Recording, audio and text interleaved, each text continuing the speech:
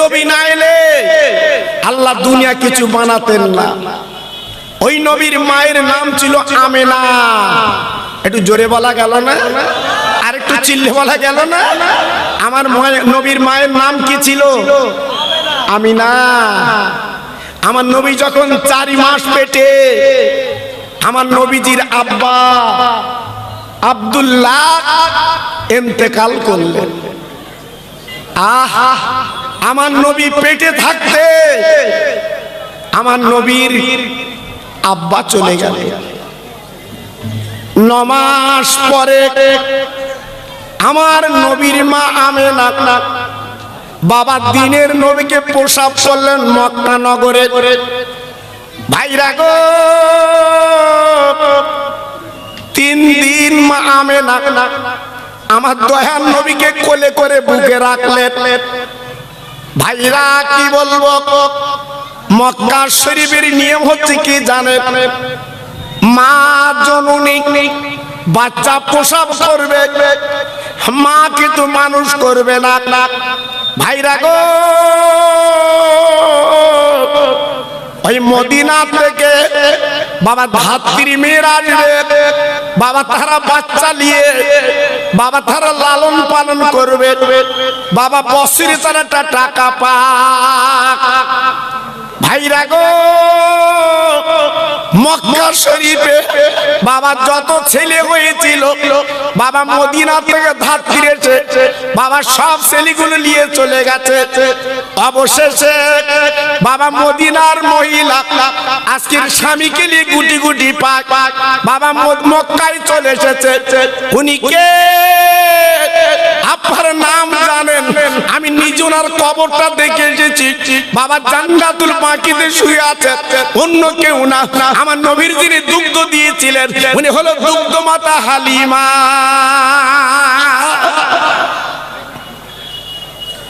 জীর্ণ উট, খোঁড়া উট ভালো চলতে পারে না। স্বামী স্ত্রী সেই উটের পিঠে চড়ে আল্লাহর কাবার সামনে এসে দাঁড়িয়ে আছে। একটা বাচ্চা নেবে। অনেকের কাছে জিজ্ঞাসা করে, বাবা মক্কা শরীফে আমরা একটা বাচ্চা পাবো? সবাই একই কথা বলছে, একটাও বাচ্চা পাবে না। তবে একটা এতিম ছেলে আছে, বাপ হারা ছেলে, এই কাবার পাশে ঘর, দেখো যদি পাওয়া যায়। হালিমার স্বামী দুজনে বাবা জীর্ণ ঘর, আমার নবীজির ছোট্ট কুঁড়ে ঘর। মা আমেনা শিশু নবীকে নিয়ে ঘরের মধ্যে বসে আছে। ভাইরা গো, হালিমা দরজা নক করেছে, আমেনা দরজাখানা খুলে দিয়েছে। খোলার পরে ও ভাইরা বাবাজি কি বলবো, হালিমা চমকে গেল। আমেনার ঘরে যেন চাঁদ উঠেছে। হালিমা তো সাদিয়া দরজার কাছে দাঁড়িয়ে বলেছিল, আমেনা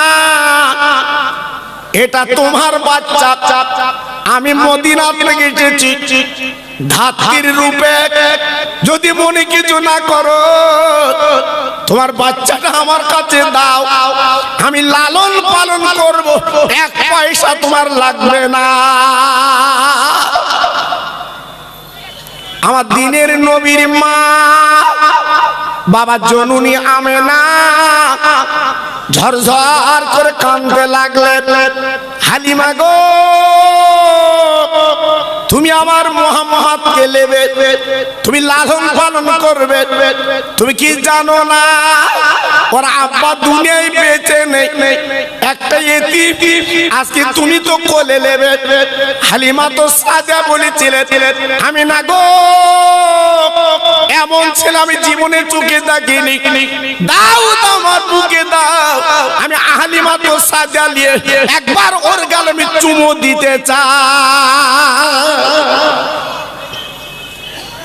আমার শিশু দিনের নবী, শিশু নবী মা আমেনা হালিমার কোলে যখন তুলে দিয়েছে, হালিমা আমার নবীর চেহারাখানা দেখে পাগলের মতো আনন্দে কাঁদতে লাগলো। প্রভু, আজকের একই ছেলে যে সূর্যটা চেহারায় মলিন হয়ে যাচ্ছে, চাঁদ আমার নবীর চেহারার কাছে কিছু না মলিন হয়ে যাচ্ছে। তাই হালিমা কোলে নিয়ে দুই গালে চুমোই চুমোই ভরিয়ে দিয়েছে। একটু জোরে বলা গেল না? আহা, কার কথা বলছি বাবা? আমার দিনের নবীর কথা বলছি। হালিমা কোলে করে নিয়ে স্বামীকে ডেকে, স্বামী গো চলো চলো মদিনায় চলো, আমরা একটা এতিম ছেলে পেয়েছি যার বাপ নেই, চলো চলো লালন পালন করব। এই বলে হালিমা কোলে করে বাবা পিছনে উটের পিছনে বসে গেল। হালিমার স্বামী বাবার সামনে বসে উটকে বল, উট তুমি চলো, আমরা অবশ্যই যাতে মা ভরা বাচ্চা পেয়েছি। ও ভাইরা রে, তারিখের কিতাবে লেখা আছে আমার নবীর মা হালিমা তো সাদিয়া যখনই কোলে করে বসে গেল গো, হালিমার স্বামী যখন আগে বসে গেল, ওই উট বাবা পাহাড় দুটে গেড়ে দিয়েছে, উট কিন্তু যায় না। হালিমার স্বামী এইবার চাবুক নিয়ে বাবা উটকে মারতে লাগলো। উটের চামড়া কেটে কেটে রক্ত বার হচ্ছে। উট বলে, আল্লাহ আমার জবানটা খুলে দিন, আমি আমার নবীর পরিচয়টা একটু দিয়ে দে। ও ভাইরা, বাবাজি কি বলবো, আমার আল্লাহ রাব্বুল আলামিন বাবা উটের জবানটা খুলে দিলেন। ওই উট চিৎকার করে বলতে, হালিমার স্বামী রে, তুমি আমার এমন করে মারছো কেন?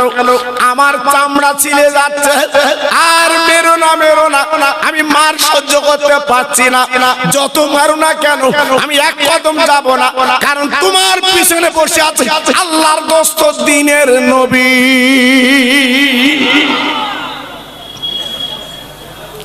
হালিমা হালিমা হালিমার স্বামী ডেকে বলছে, হালিমা দেখো তো উট কি বলছে। হালিমা বলছে, স্বামী গো, আমি বুঝতে পেরেছি এই ছেলেটা সাধারণ ছেলে না, এই ছেলেটা পিছনে, আর তুমি আমার স্বামী থাকবে সামনে, উট কিন্তু যাবে না। এই শিশু বাচ্চাটাকে তুমি কোলে লাও। দেখো তো আল্লাহর নবীকে হালিমা সাদিয়া রাদিয়াল্লাহু তাআলা আনহা যখন স্বামীর কোলে তুলে দিল, উট আর বলতে হলো না, উট দাঁড়িয়ে এত তার গতি বেড়ে গেল বাবা, সকলের আগে হালিমার ঘরে পৌঁছে যায়। আর একবার জোরে বলা যাবে না, আর একবার জোরে বলা যাবে না, নারায়ে তাকবীর। 1-2 কিলোমিটার না, 430 কিলোমিটার রাস্তা অতি সহজে হালিমার ঘরে উট পৌঁছে গেছে। আল্লাহর নবীর দুধমা আমার দিনের নবীকে নিয়ে যাওয়ার পরে, বাবা উনি গরিব ছিলেন, বাপ জীর্ণ ঘর, ছাগল বকরি ভালো দুধ দেয় না। ভাইরা গো, আমার নবী যাবার পরে হালিমার বকরিগুলো দুধ দিতে লাগলো, এত দুধ দিতে লাগলো, আমার আল্লাহ রাব্বুল আলামিন বাবা কয়েকদিনের মধ্যে ওই হালিমা তো সাদিয়া আল্লাহ সুদিনটা ফিরিয়ে দেয়। ও ভাইরা, বাবাজিরা যারা তরুণেরা, আমার যুবক যুবক বন্ধুরা, আমার মা বোনেরা, বেটিরা, সোনার চাঁদেরা, আমার নবী এইবারে হালিমার স্থান বাবা ডান দুগ্ধটা খায়, ডান স্থানটা খায়, কিন্তু বাম স্থানে মুখ দেয় না। কেন মুখ দেয় না? হালিমার একটা ছেলে ছিল, নিজের ছেলে, নাম তার আব্দুল্লাহ। তবে একজনে করতে যাবেন না। আমার নবীর আব্বার নাম ছিল আব্দুল্লাহ, আর হালিমার যে ছেলেটা ছিল নাম তার আব্দুল্লাহ। আমার নবীর মা দুধ মা একটা স্থান আমার নবীর গালে যখন দেয়, আমার নবী দুগ্ধটা পান করে। আবার যখন বাম স্থানটা গালে দেয়, আমার নবী পাক মুখটা ঘুরিয়ে নেয়, বিড়ি বিড়ি করে বলে, মা ও মা, মা গো, খবরদার আমার গালে দিও না। ওই স্থানে আমি জীবনে কখনো মুখ দেব না, কারণ তোমার যে ছেলে আছে আব্দুল্লাহ, তার হক মারা হবে। আমি মোহাম্মদ হক মারা নবী না। দেখলে প্রথম আদর্শ কিভাবে নবী দিলেন। আল্লাহ নবীর মা হালিমা 1 বছর 2 বছর 2.5 বছর দুগ্ধ দিলেন বাবা। দেবার পরে এ আব্দুল্লাহ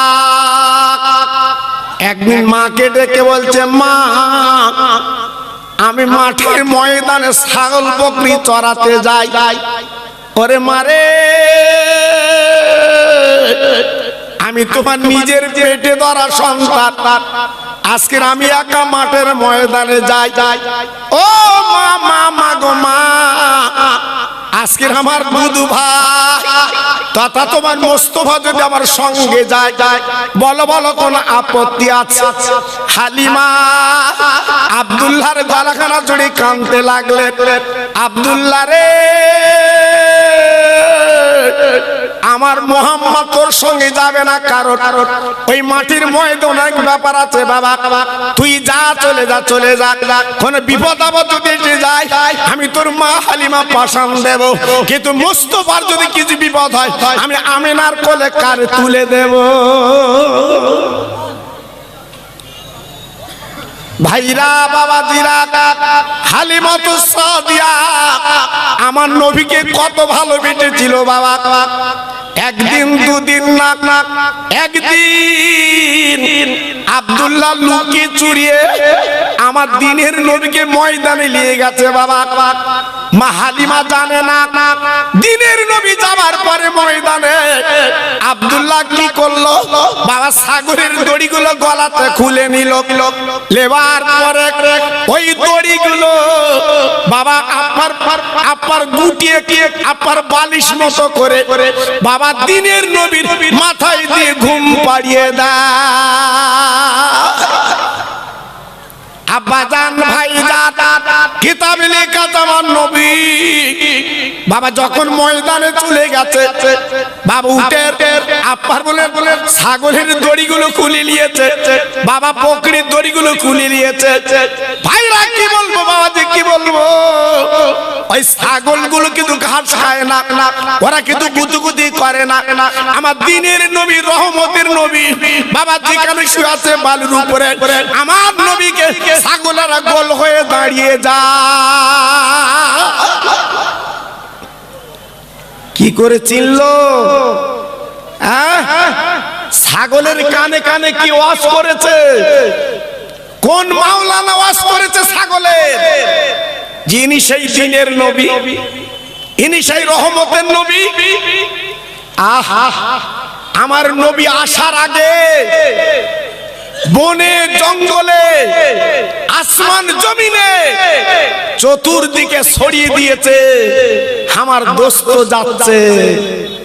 জোরে বললেন না? আর একটু জোরে বলা গেল না? আব্দুল্লাহ ছাগলগুলোকে মারে। আয় ছাগল, পাহাড়ের পদতলে কচি কচি ঘাসগুলো তোরা খেয়ে আয়, পেটটা ভরিয়া। ছাগল জবান খুলে গেল, ছাগল ডেকে বলতে লাগলো, ও আব্দুল্লাহ, খবরদার মারবে না, আমরা আজকের কচি কচি ঘাস তো দূরে যাক, আমরা এক লোকমা কিছু খাবো না। আব্দুল্লাহ রে, এমন একটা ছেলেকে ময়দানে নিয়ে এসেছো, যার চেহারার পানে দেখলে, যার মুখে দিকে তাকালে ক্ষুধার জ্বালাটা আমার আল্লাহ নিবারণ করে দেয়। ছাগল বকরিগুলো নীরব নিথরে আমার দিনের নবী রহমতুল লিল আলামিনের দিকে ছাগল বকরিগুলো তাকিয়ে আছে। বাবা, সন্ধ্যা যখন নেমে এসেছে, এইবারে প্রত্যেক ছাগলের গলায় আব্দুল্লাহ দড়িগুলো পরিয়ে দিয়েছে। এইবারে ছাগলগুলোকে নিয়ে আব্দুল্লাহ বাড়ি আসবে। হালিমাতু সাদিয়া রাদিয়াল্লাহু তাআলা আনহা মায়ের গলা ধরে বলছে, মা গো, আজ আমার ভাইকে, মোস্তফা ভাইকে আমি মাঠের ময়দানে নিয়ে আমি অবাক। আমার ভাইকে ছাগলের দড়িগুলো খুলে আমি বালিশ বানিয়ে যখন আমি শুইয়ে দিলাম বালুর উপরে, আম্মু চামড়ার চোখে দেখেছি এক টুকরো মেঘ আমার মোস্তফা ভাইয়ের মাথার উপরে ছায়া করে আছে। জোরে বললেন না? আর একটু জোরে বললেন না? ও মা, মাগো, আমি আরেকটা জিনিস দেখলাম। পাহাড়ের দিক দিয়ে বিষধর সাপ, যে সাপ যদি একবার কামড়ায় দুনিয়ার কোন ইঞ্জেকশন নেই, ওষুধ নেই, তাকে বাঁচাতে পারে, বিষ লাগাতে পারে। সেই পাহাড়ের সাপ আমার মোস্তফা ভাইয়ের মাথার উপরে ফানা ধরে মাথায় হাওয়া করছে। কোন নবী? কোন নবী? ওরে হঠাৎ গঞ্জের ভাই, একবার বালিশে মাথা দিয়ে চিন্তা করবে, আমাদের কিসমত, আমরা মুসা নবীর উম্মত না, লূত নবীর উম্মত না, ইহয়া নবীর উম্মত না, ইব্রাহিম নবীর উম্মত না, আমরা হচ্ছি দয়ার সাগরের উম্মত। যে নবীর সাপ ফানা ধরে হাওয়া করে, সেই নবী কোন নবী? সেই নবীকে আজকের চিনলে না, দুনিয়ায় আজকের তুমি গুনার সাগরে ডুব দিয়ে নিজের জীবনটা বরবাদ করে কাফন পরে কবরে যাবে। আর মনে মনে করছেন আমার ছেলে আমার পাশে থাকবে, মেয়ে আমার পাশে থাকবে, জামাই আমার পাশে থাকবে। আমি খোকা ভাই বলে দিয়ে যাচ্ছি, কাউকে পাবেন না, কাউকে পাবেন না। যদি পেতে চান এই রহমতের নবী পাবেন, যিনি মদিনায় শুয়ে আছে। বাবা, সবুজ গম্বুজের তলায় নবী আমার 3 দিন আগে, ইন্তেকালের 3 দিন আগে আবু বকরের হাত ধরে বলেছিল, আবু বকর, আমি সশরীরে আমি ভারতের জমিনে আমি নবী যেতে পারিনি, অন্তত আমার ইন্তেকালের পরে আমার মুখটা ভারতের দিকে তুমি করে দেবে। আর একটু চিল্লে বলা গেল না? আর একটু জোরে বলা গেল না? চামড়ার চোখে মদিনায় যে দেখে আসুন, আমার নবী এই ভারতের দিকে মুখ করে আমার নবী শুয়ে আছে। তাহলে ভারতকে কত ভালোবেসেছে বাবা, জি ঠিক, ভারতকে কত মহব্বত করেছে আমার নবী। জি, আব্দুল্লাহ দেখে বলছে, মাগো, ছাগল বকরিগুলো খায় না, আমার মোস্তফা ভাইকে গোল হয়ে ওরা দাঁড়িয়ে আছে, চেহারা পানা দেখছে, এত মার মারে কিন্তু খাবে না, এত মার মারে কিন্তু ঘাস খায় না। ওরে মারে, আমি আব্দুল্লাহ চোখে দেখেছি, আমার ভাই তো সাধারণ ভাই না, ইনি হবে আগামী দিনে একজন মহান মানুষ, আল্লাহ ওনাকে বানাবে। আর একবার জোরে বলা যাবে না? নারে তাকবীর। ভাইরা বাবাজিরা ও মায়েরা বোনেরা বেটিরা, এইবারে কিছুদিন পরে তথা নবী আমার 4 বছর যখন বয়স, আব্দুল্লাহ মাঠের ময়দানে নিয়ে গেছে বাবা। ওইরূপ দুজন বসে আলোচনা করছে। হঠাৎ তাকিয়ে দেখে পাহাড়ের দিক দিয়ে একজন অচেনা মানুষের আমার দিনের নবীকে কোলে করে পাতা করে তুললো। আব্দুল্লাহ চিৎকার করে বলছে, বাবু আজকের আমার দুধ ভাইকে তুমি কেন কোলে করলে? ওই মানুষটা ডেকে বলছে, আব্দুল্লাহ তুমি বসে ছাগল চড়াও, আমার একটু কাজ আছে, আমি মিটিয়ে নেব। ও ভাই রে, দিনের নবী নিজের ভাই, মার পেটের ভাই না বাবা, দুধের সাথে সম্পর্ক। বাবা জীবন বাজি রেখে বাবা পিছন পিছন দৌড়া, আমার ভাইয়ের কোনো ক্ষতি হতে দেব না। ওই অচেনা মানুষ পাহাড়ের উপরে তুললো। এইবার আমার নবীকে শুয়ে বাবা বুকটা ফেড়ে ফেলে দিল। আব্দুল্লাহ ওই অবস্থা থেকে কাঁদতে কাঁদতে এইবার মা জননীর কাছে দৌড়ে গেল। ও মা, ও মা, আমার ভাই বোধহয় বেঁচে নেই, আমার মোস্তফা ভাই বোধহয় দুনিয়াতে চলে গেছে। ও ভাইরা রে, হালিমা আসারকে মাটিতে পড়ে গড়াগড়ি দেয়। আর আমার আব্দুল্লাহ, আমি বারবার তুই মানা করেছিলাম আমার মোস্তফা যাবে না, যে তোর আব্বা দুনিয়ায় নেই, আর মার কোলে আমি কাকে তুলে দেব? আর আমার আব্দুল্লাহ, বল বল তুই একাই কেন বল? আজকে আমার মোহাম্মদ কই বল? আজকে তার মুখ না দেখলে আমি হালিমা সহ্য করতে পারি না। আম্মু, আম্মু আমার সঙ্গে একটু চলো। আহা, হালিমা মাথার চুল ছিটতে ছিটতে শুধু একটাই নাম, মোস্তফা মোস্তফা এই বলে ডাকতে ডাকতে পাহাড়ের কাছে গেছে। তারিখের কিতাবে লেখা আছে, আমার রহমতের নবী, দয়ার নবী পাহাড়ের উপরে একা একা বসে আছে। জোরে বললেন না? হালিমা তো সাদিয়া রাদিয়াল্লাহু তাআলা আনহা আমার শিশু নবীকে জড়িয়ে দুই গালে চুমু দিয়ে বলছে, মানে তোমার কে মেরেছে বলো, আমি হালিমা তার বদলা নেব। আম্মু, আম্মু আমাকে কেউ মারিনি, আমার কেউ কোনো ক্ষতি করিনি। তারিখে লেখা আছে, হালিমা বুঝবে কি করে? আমার নবীজির পেটটা ফেড়ে নাড়ি ভুড়ি গুলো বার করে, যেটা সিনা চাক বলা হয়, হযরতে জিবরিল আমিন সিনা চাক করিয়ে আবার পেটটা ঠিক করে চলে গেল। হালিমা বুকের সঙ্গে কোলে করে নিয়ে এলো। কচি মোহাম্মদ, আর কোনোদিন তোমার ময়দানে পাঠাবো না, যদি কিছু হয়ে যায় আমি আমিনার কোলে কারে তুলে দেব। কয়েকদিন পরে হালিমা তো সাদিয়া রাদিয়াল্লাহু আনহা কোলে করে নিয়ে বাবা মক্কা নগরে চলে এসেছে। আমেনা, এইলা তোমার শিশু বাচ্চা তোমার কোলে দিলাম। ও ভাইরা রে, 4 বছরে মা জননী দেখেনি, বাবা চোখের পানিগুলো টস টস করে পড়ছে। হালিমা গো,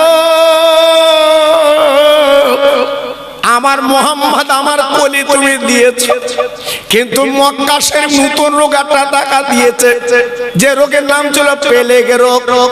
হালিমা গো,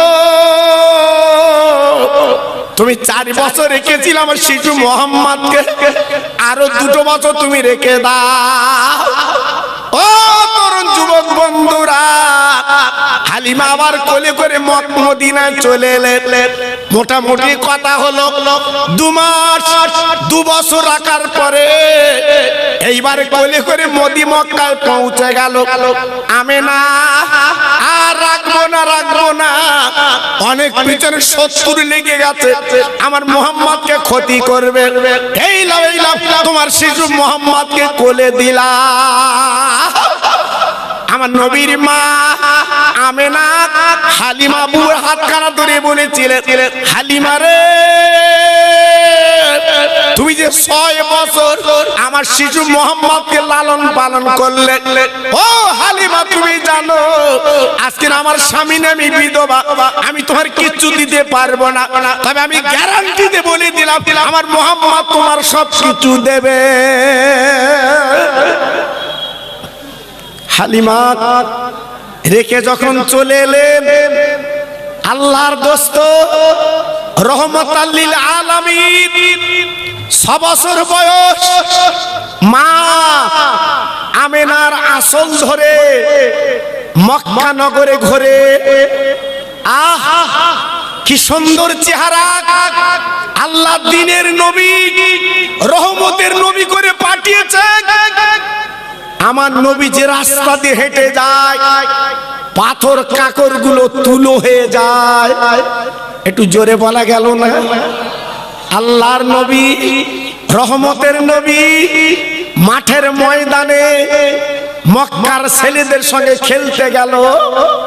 সন্ধ্যা যখন লেবে এসেছে, সকলের আব্বা সকল বাচ্চার কোলে তুলে 2 গালে চুমো দেয়।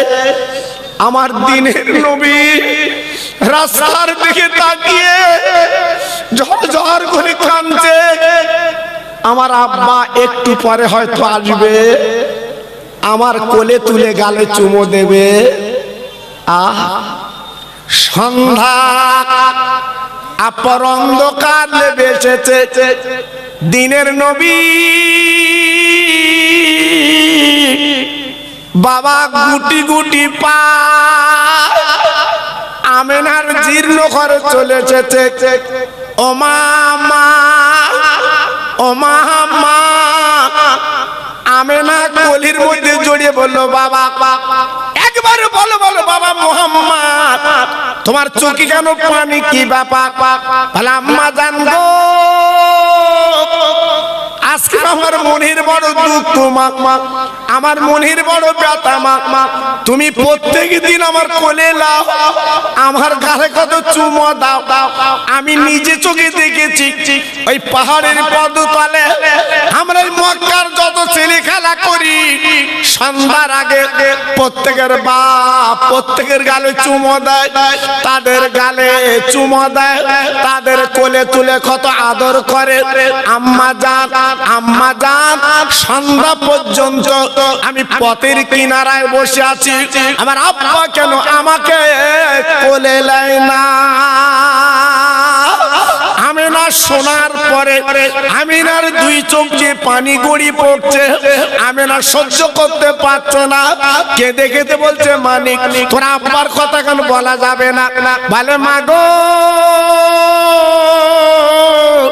আমি কালকে যখন খেলতে যাব মা, আমার আব্বা না গেলে আমি বাড়ি আসবো না মা। এই বলে পরদিন আমার দ্বীনের নবী খেলতে গেল ময়দানে।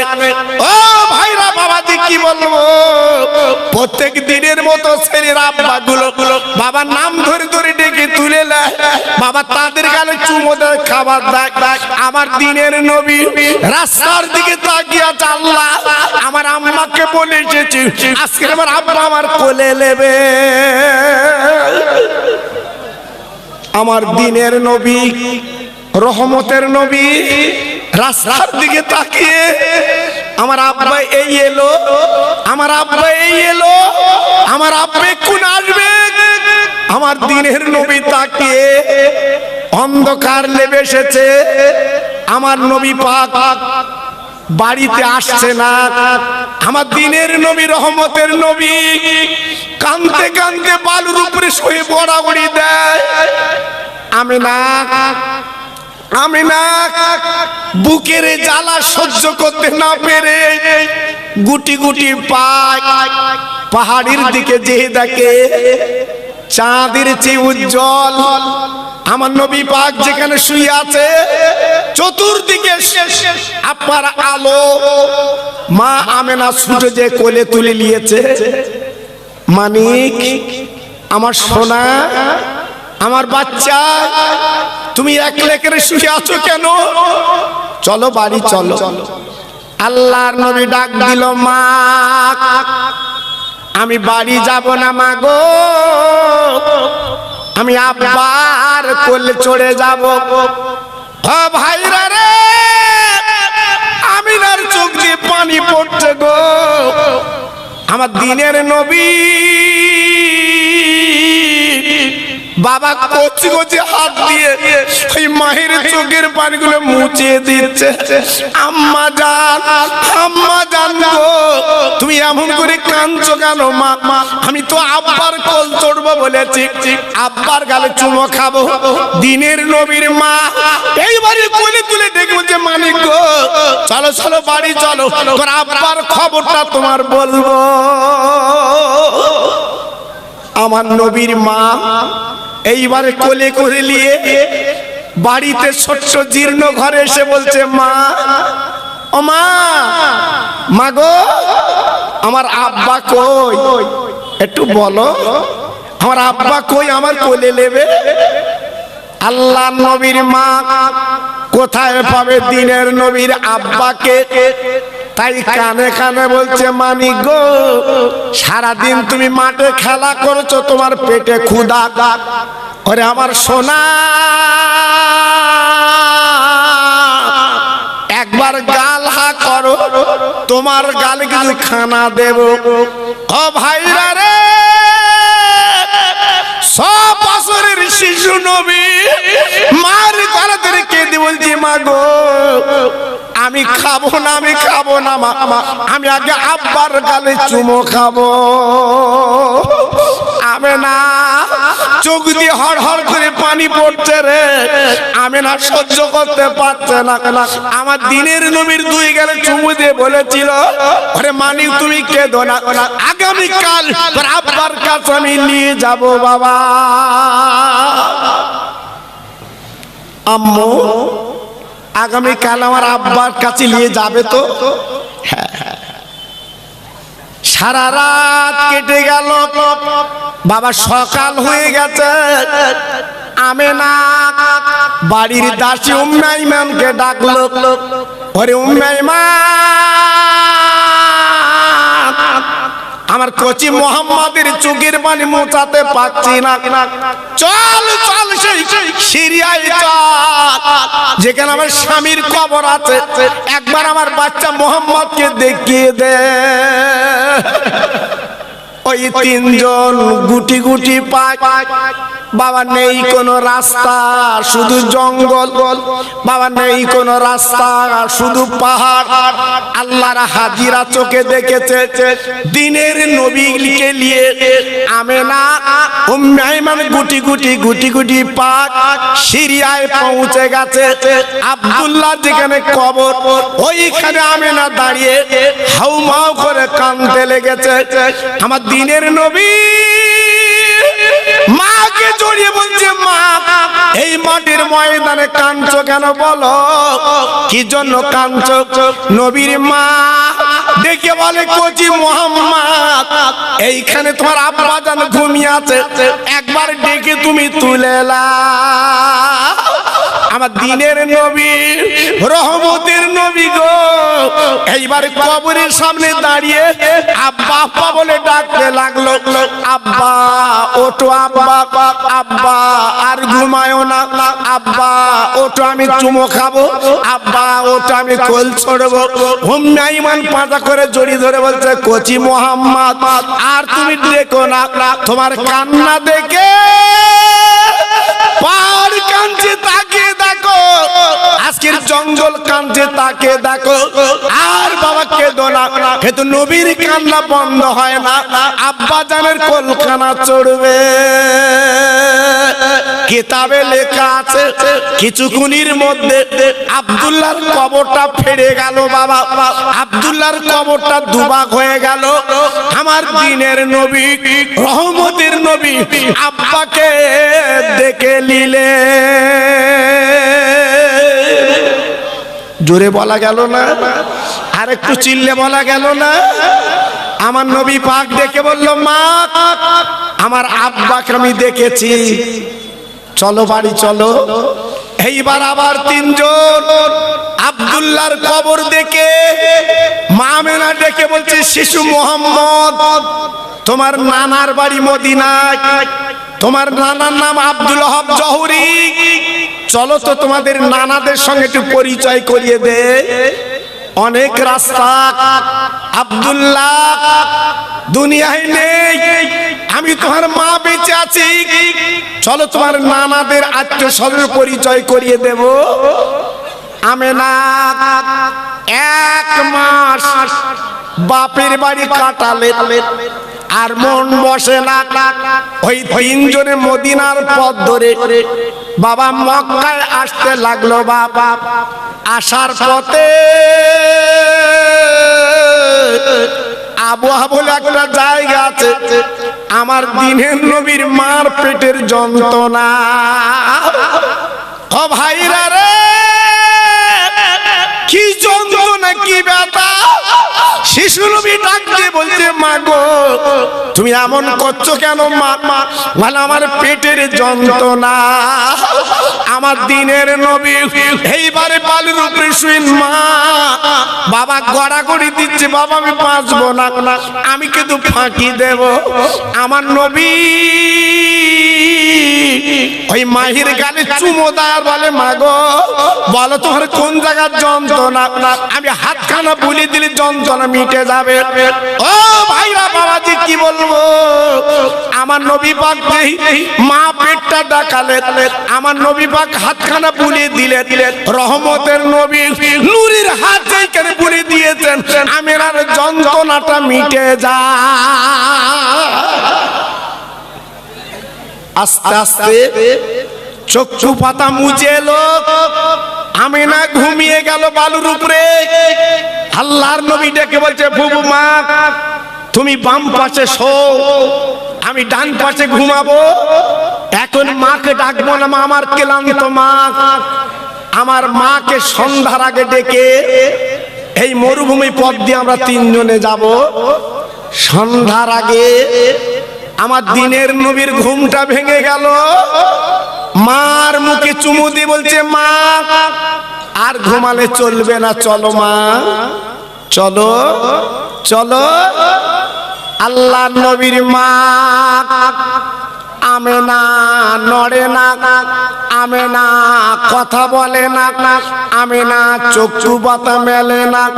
উম্মে আইমান উঠে গেল, একটু দূরে বাবা বালুকা শরীর গর্ত করছে। আমার দিনের নবী গুটি গুটি পাক, ওই উম্মে আইমানের গলা খানা জড়িয়ে বলছে, প্রভু মা, তুমি এমন করে গর্ত করছো কেন? ও ভাইরা রে, বিশ্ব নবীর ভূমাকে দেখে বলে, কচি মোহাম্মদ, আর তোমার মার বুকে তুমি চুমো খেও না, আর তোমার মার বুকে তুমি গড়াগড়ি দিও না। তুমি হাত যখন তোমার মার পেটে বুলিয়ে দিয়েছিলে, ওই সময় তোমার মা কিন্তু মারা গেছে। আমার দিনের নবী, রহমতের নবী মা মারা শুনি সহ্য করতে পারেন না।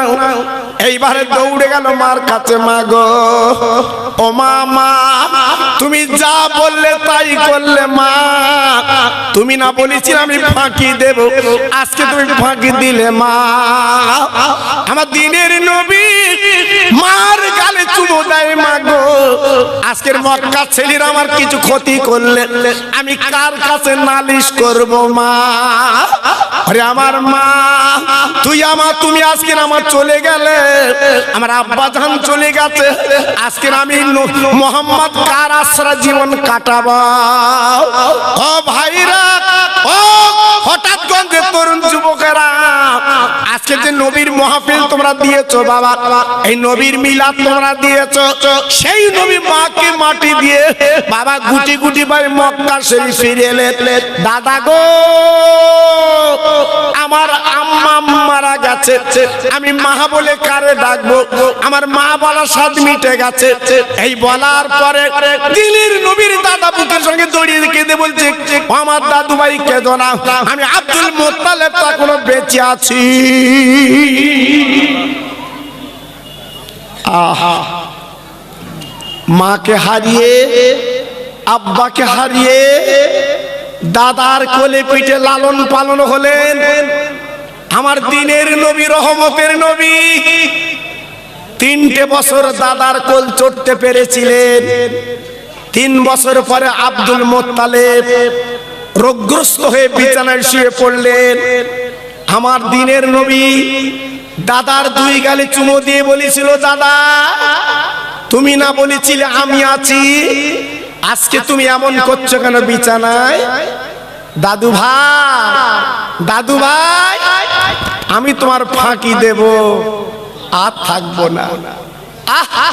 আমার দিনের নবী কাঁদে, আরে আমার দাদু ভাই, আমি তো 1 শতক জমি পাবো না, যেহেতু আব্বা আগে মারা গেছে, পরে তুমি বেঁচে আছো, আমি তো 1 শতক জমি পাবো না, 1 কাঠা জমি পাবো না, আমার উপায় কি হবে? আব্দুল মুত্তালিব ডান পকেটে হাত দিয়ে বাবা একটা চাবি বার করলো, ওই চাবিটা আমার দিনের নবীর হাতে তুলে দিয়েছে। দাদু ভাই, তোমার আমি জমি দিতে পারিনি, টাকা দিতে পারিনি, ও দাদু ভাই রে, পৃথিবীর সবচেয়ে বড় সম্পদ, সেই সম্পদের চাবিটা তোমার কাছে তুলে দিলাম।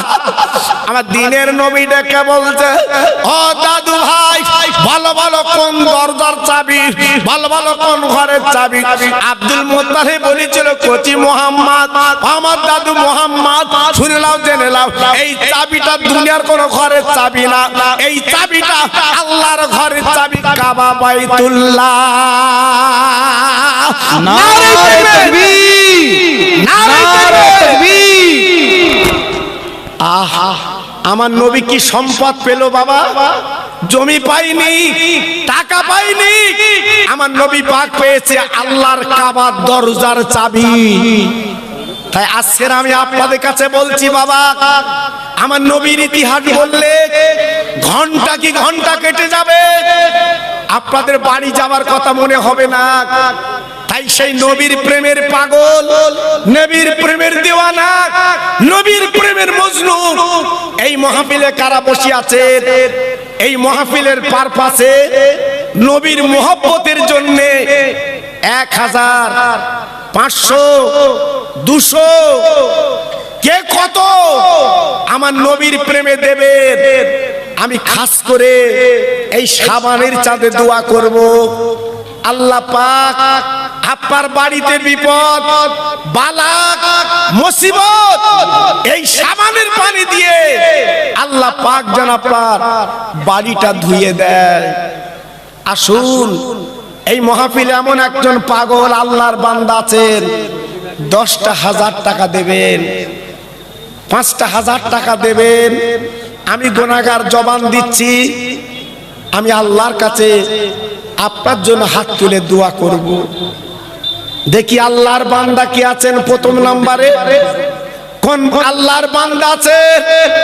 আজকে আমি আপনাদের কাছে বলছি বাবা, একটু আপনারা এগিয়ে আসেন, আবার হাতটাই দেন, আপনার লস হবে না।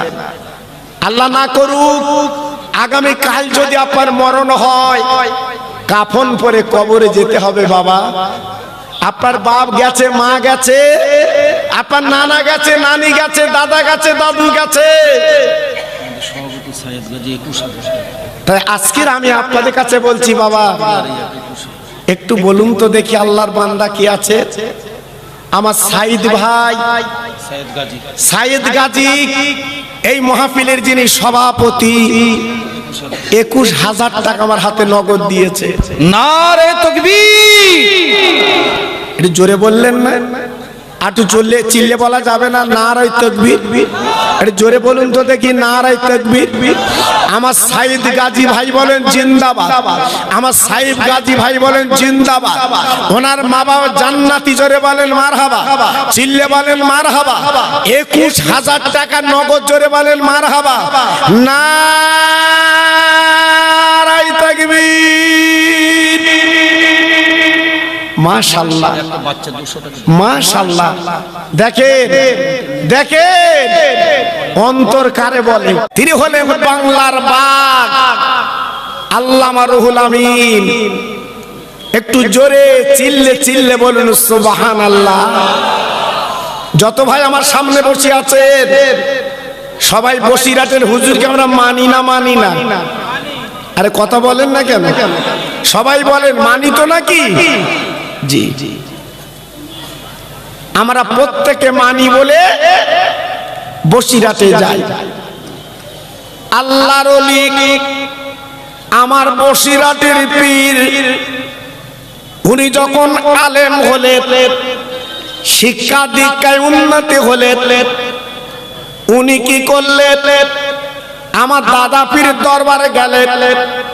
মুজাদ্দিদের জামাত আমার পূর্বপুরুষের পীর হুজুরের পাঁচ গণা জড়িল, হুজুর আমাকে মুরিদ করে লাভ। আমার দাদা হুজুর পীর কেবলা বাবা চিনতে পেরেছে মুজাদ্দিদের জামাত। আমার কাছেটা শোনা এসেছে, ও বাবা রুহুল আমিন গো, এসো বাবা, হাত দুটো বাড়িয়ে দাও। আমার বসিরহাটের পীর আল্লামা রুহুল আমিন হুজুর আমার দাদা পীরের হাতে হাত যখন দিলেন, আমার দাদা হুজুর পীর কেবলা বলেছিলেন, বাবা রুহুল আমিন, তুমি যেমন আমার হাতে হাত দিয়েছো, আমি আবু বকর দোয়া করছি বাবা, লক্ষ লক্ষ মানুষ তোমার হাতে একদিন হাত দেবে। জি, সেই মানুষটা বসিরহাটে শুয়ে আছে, আল্লামা রুহুল আমিন। বাংলায় যার লকব বাংলার বাঘ। যতদিন উনি বেঁচে ছিলেন আমার দাদা পীরের গোলামি করেছিলেন, আমার দাদা পীরের পেশাবের পানি তুলেছিলেন, আমার দাদা হুজুর পীর কেবলার তলবি বইছিলেন।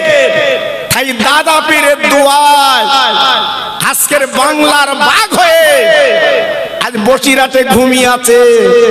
একটু জোরে চিল্লে বলা যাবে না সুবহানাল্লাহ? জি, যাদের বড় ফোন আছে ইন্টারনেট খুলে দেখুন, ফুরফুরার দরবার শরীফে আজ থেকে সালে সওয়াব, লক্ষ লক্ষ মানুষ আমার দাদা পীরের রওজায় ভিড় করছে বাবা। কেন? তারা গেলে কি টাকা পাবে? না। আল্লাহর ওলি বসিরহাটের হুজুর যখন যেতে, ভাইরা গো, আমার দাদা পীরের সামনে লক্ষ লক্ষ ভক্ত বসে থাকতে আমার দাদা পীর কি বলতে, ও মুরিদিরা একটু পথ ছেড়ে দাও, আমার রুহুল আমিন আমার কাছে আসতে দাও। ভাইরা বাবাজিরা, আমার বসিরহাটের পীর যখন দাদা পীরের দরবারে যেতে, আমার দাদা পীর খুঁজিতে বাগে বাগ হতে, বাংলার বাঘ যখন যেতে এমন করে আদবের সঙ্গে বসে থাকতেন, বাবা মনে হতো হুজুর কিছু বোঝে না। ও হঠাৎ গান্ধীর ভাইরা, আপনারা আগামীকাল ফুরফুরা শরীফ যাবেন, বাবা পরশু ফুরফুরা শরীফে যাবেন, যাবার পরে দেখে আসবেন আমার মেজে হুজুর পীর কেবলার বাড়ির পাশে বাবা একটা বিরাট বড় টিনের ঘর আছে। বা ওই টিনের ঘরের পিছনে একটা পালকি দেখতে পাবেন। আগের দিনে তো গাড়ি টাড়ি ছিল না বাবা, আমার দাদা পীর যখন জলসায় হুজুর দিতে ওই পালকিতে বসে যেতে বাবা দুইজন ব্যক্তি কাঁধে করে আমার দাদা পীরকে জলসায় নিয়ে যেতে। ও ভাইরা বাবাজিরা, ও তরুণ যুবক বন্ধুরা, আমার দাদা হুজুর পীর কেবলার পিছন পিছন বড় বড় আলেম ওলামা মুহাদ্দিস মুফাসসির হেঁটে হেঁটে যেতে, ওই সঙ্গে আমার বসিরহাটের পীর হেঁটে যেতে। আমার দাদা পীর আমার বসিরহাটের পীরকে ডাকতে, বাবা বড় মাওলানা তুমি আমার পালকিতে বসো, বাবা পালকিতে ওঠো। আমার বসিরহাটের আল্লামা হুজুর বলতেন, হুজুর আমি রুহুল আমিন হেঁটে যেতে রাজি, খিতাব পর পালকিতে বসতে রাজি না। আমার দাদা হুজুর পীর কেবলা বলতেন, মুসলিম বহিরে হিন্দুদের জন্য করে, হিন্দুরা আছে তারা ওই দাঁড়িয়ে আছে একটু ভাই যারা চেয়ার দখল করে আছেন আমার সোনা টুপিওয়ালা আমার চাচা একটু নিচে এসো বাপ, আমার দাদারা বসবে বলে চেয়ার দেশ। তোমরা যদি চেয়ারে বসো আর আমার দাদারা যদি দাঁড়িয়ে থাকে মানাও তো বেমানা। ইসলাম এই শিক্ষা তো দেয়নি বাবা, ইসলাম তো শান্তি। জি আপনি একটু দয়া করে উঠে নিচে বসু, আমার দাদাদের একটু বসতে দেন। আমি একটু তাকবীর দেবো বাবা, জোরে বলেন দেব? নারায়ে তাকবীর। সত্যি আওয়াজ খুব ভালো লাগলো। নারায়ে তাকবীর, নারায়ে তাকবীর, নারায়ে তাকবীর। সিলসিলা হক ফুরফুরা শরীফ, সিলসিলা হক ফুরফুরা শরীফ, নারায়ে তাকবীর।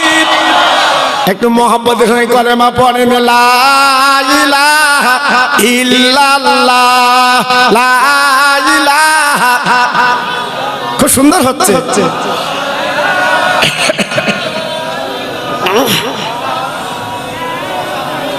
জোরে জোরে লা ইলাহা ইল্লাল্লাহ, লা ইলাহা।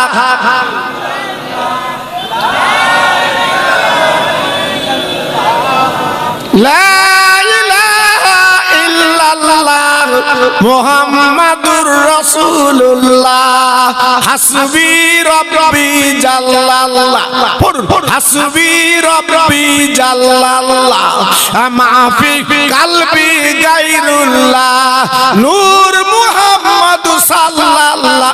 জোরে জোরে লা ইলাহা ইল্লাল্লাহ, লা ইলাহা। জোরে বলেন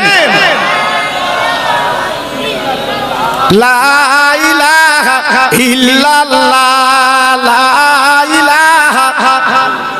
খুব সুন্দর হচ্ছে।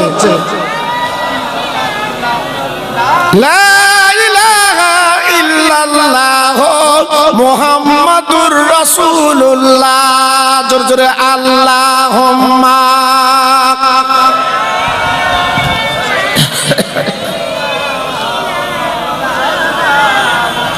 আরেকটু জোরে ওয়ালা আলে।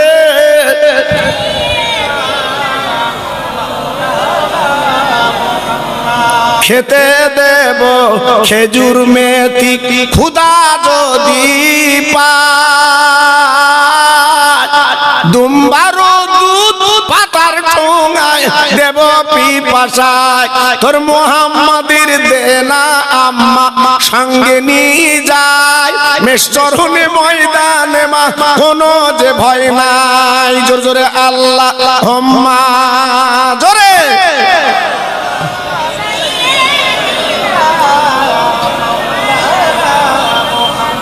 ওয়ালা আলে।